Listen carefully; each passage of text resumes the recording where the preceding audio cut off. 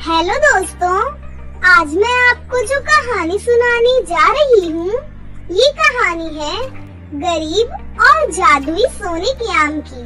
तो चलिए दोस्तों, देखते हैं गरीब और जादुई सोने के आम की कहानी। रतनपुर नाम के एक गांव में अनिल नाम का एक लड़का रहता था। अनिल गांव में अपनी माँ के साथ रहता था और अपनी रोजी रोटी कमाने के लिए आम की खेती करता था। अनिल अपने बगीचे में पेड़ों की काट छांट और देखभाल में पूरा समय देता था, लेकिन फिर भी उसके आम कभी आधे पके रहते तो कभी काले काले दागों वाले आम उगते। ऐसे आमों को जब वो बाजार बेचने जाता तो उन्हें कोई भी नहीं खरीदता था। जब भी वो किसी व्यापारी के पास अपने आम बेचने जाता तो व्यापारी बोलता, अरे रे भैया, ये कहाँ से आम उठा लाए हो? ऐसे आमों को तो कबाड़ी भी ना खरीदे, मैं क्या खरीदूंगा।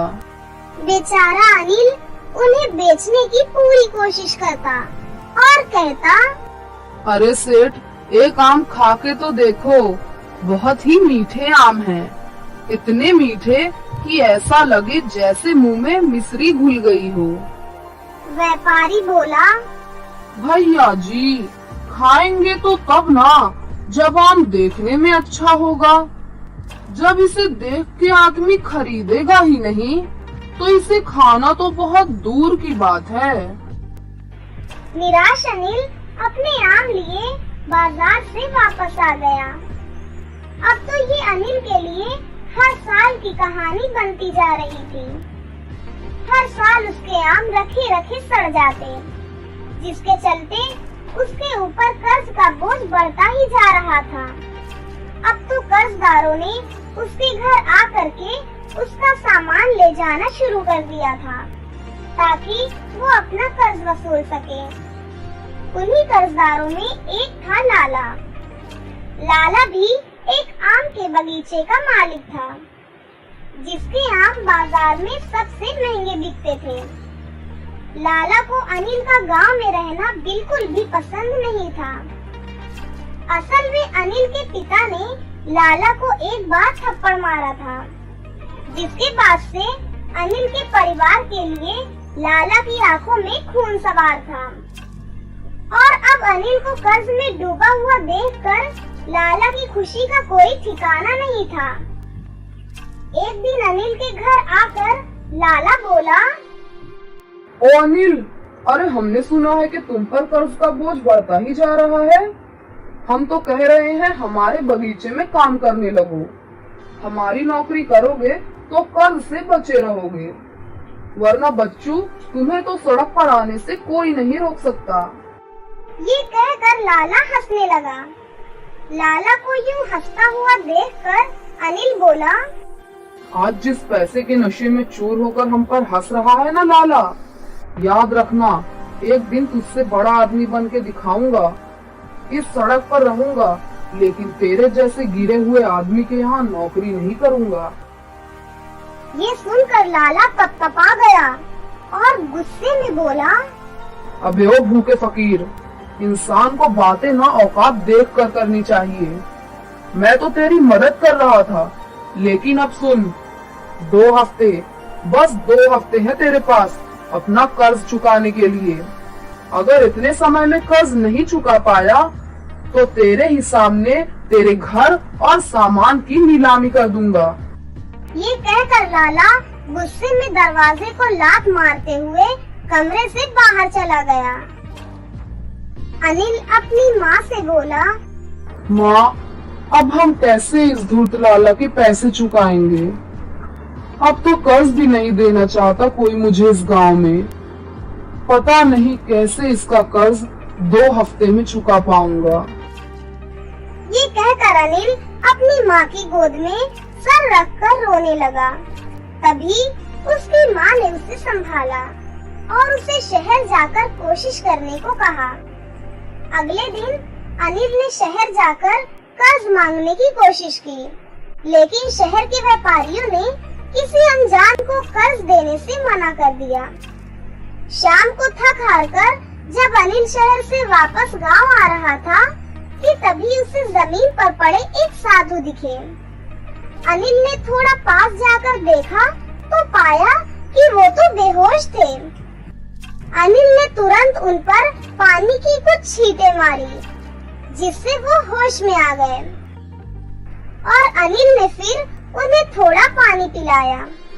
अनिल ने साधु से पूछा, अरे बाबा जी, अब आप ठीक तो हो ना? कोई दिक्कत तो नहीं?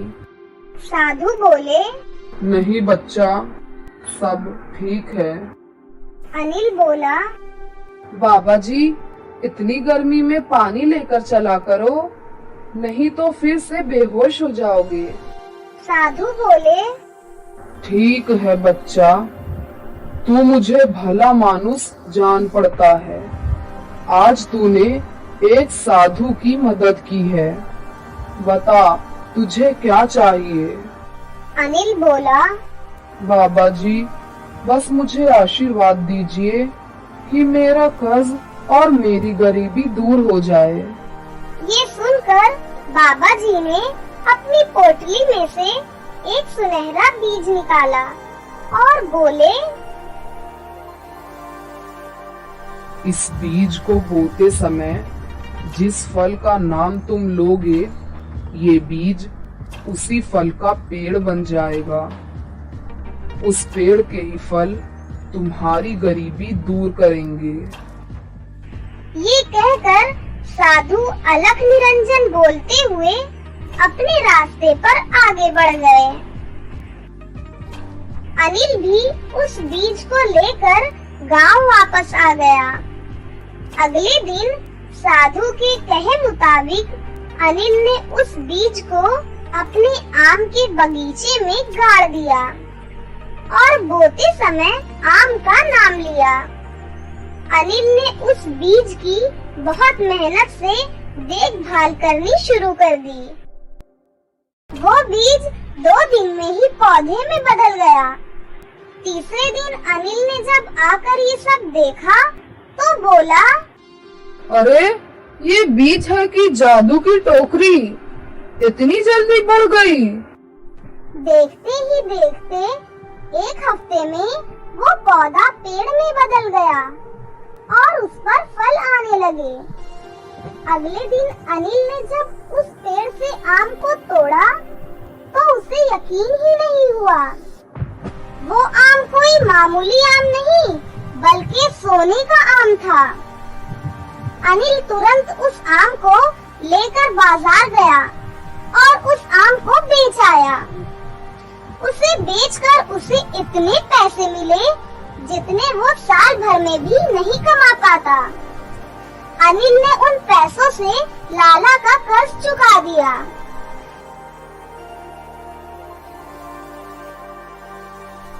इतनी जल्दी कर्ज चुक जाने से लाला हैरान तो हुआ, लेकिन उसने उस पर ज्यादा ध्यान नहीं दिया। धीरे धीरे अनिल बहुत अमीर हो गया और उसने नया घर, नई गाड़ी और गांव में कई दुकानें खरीद ली। ये सब देखकर लाला जलन में फूंका जा रहा था। वो बोला, ये फकीर जो सड़क पर आने वाला था, उसके पास ऐसा कौन सा खजाना आ गया जो इतना हवा में उड़ रहा है? आज तो पता करके रहूंगा। अनिल जानता था कि लाला को उसकी अमीरी हजम नहीं होगी, इसलिए उसने अपने सोने के आम के पेड़ के आसपास जाल बिछवा दिए थे। लेकिन लाला को ये बात नहीं पता थी। जब लाला अनिल के बगीचे में घुसा तो सोने के आम देखकर बोला, अच्छा, तो ये राज है इस फकीर की अमीरी का। अभी इसकी अमीरी निकालता हूँ। आज इसके सारे आम गायब कर दूंगा। ये कहकर जैसे ही लाला पेड़ के पास सोने के आम तोड़ने बढ़ा, वैसे ही उसका एक पैर जाल में पड़ गया और वो वहीं उल्टा लटक गया। लाला ने छूटने की पूरी कोशिश की, लेकिन जब वो जाल से नहीं छूट पाया तो उसने चिल्लाना शुरू कर दिया। अरे अरे कोई बचाओ, बचाओ इस जाल से। उसकी चीख सुनकर अनिल वहाँ पहुँचा और लाला को जाल में फंसा हुआ देखकर बोला, मुझे पता था तुझसे मेरी अमीरी नहीं देखी जाएगी, इसीलिए मैंने जाल बिछवा दिए थे। लाला बोला, अरे मुझे माफ कर दो अनिल, मैं फिर चोरी नहीं करूँगा। अब तो मुझे इस जाल से छुड़ा दो। अनिल बोला, माफी तो अब तू पुलिस से मांगना। ये कहकर अनिल ने पुलिस को बुला लिया और लाला को उनके हवाले कर दिया। लाला को पुलिस ने चोरी के जुर्म में जेल में डाल दिया। अनिल दिन दोगुनी रात चौगुनी करने लगा और जल्द ही उसने शहर में अपनी आम की दुकान खोल ली। अनिल अपनी कमाई से गांव के गरीबों को मुफ्त कर्जा भी देता था, ताकि कोई भी गांववासी भूखा ना सोए। इस तरह अनिल खुशी खुशी अपनी माँ के साथ रहने लगा। तो आपने देखा दोस्तों, गरीब और जादुई सोने के आम की कहानी।